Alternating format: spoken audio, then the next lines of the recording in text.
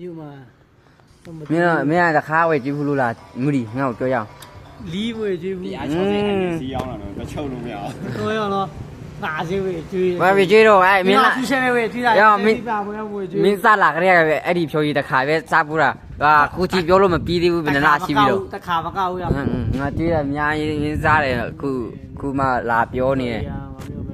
ဆိုရင်ဘူးကြီးရတခါ အေးရအောင်တငုံပဲတောက်ရတာ တကုံလို့တဘူးတာလို့ရှိရ ဘာတငုံတပူးစားတော့တငုံ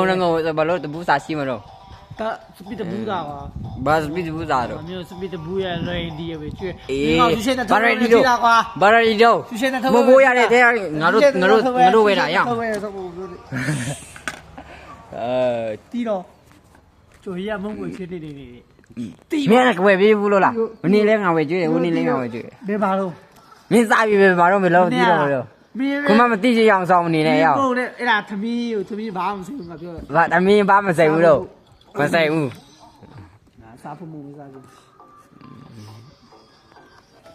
ကြည့်လေအောင်ဒီနာကိုကြည့်စောင်းရုပ်အဲ့မှာတေချာကြည့် ကျွေးရတယ် ဒီကောင်ပေါ့ တီးရတယ်ကွာ မုံတစ်ခါဝယ်ကျွေးတာပြောလို့မပြီးတော့ဘူးတနည်းပြီးတော့မယ် ဘယ်ပြတကားဘူးကျွေးဦးရအောင် ရောမျိုးတို့ဘာပြောချင်တော့ဒီကောင်ကိုပြောတယ်ညီမ